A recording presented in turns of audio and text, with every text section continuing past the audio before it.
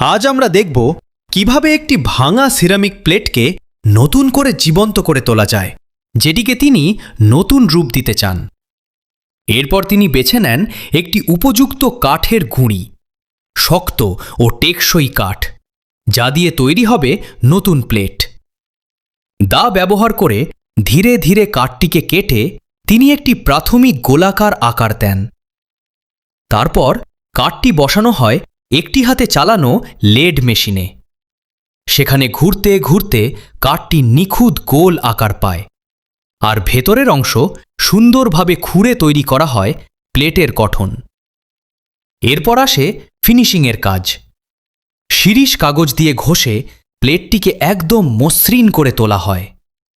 সবশেষে প্লেটটিতে লাগানো হয় রং এবং ভার্নিশ, যার ফলে এটি হয়ে ওঠে চকচকে, আকর্ষণীয় এবং দেখতে ঠিক আসল সিরামিক প্লেটের মতোই। একটি ভাঙা জিনিস নতুনভাবে তৈরি হয়ে পেল এক নতুন জীবন। বন্ধুরা, তোমরা যদি আল্লাহকে ভালোবাসো তাহলে অবশ্যই ভিডিওতে লাইক এবং চ্যানেলটিতে সাবস্ক্রাইব করবে।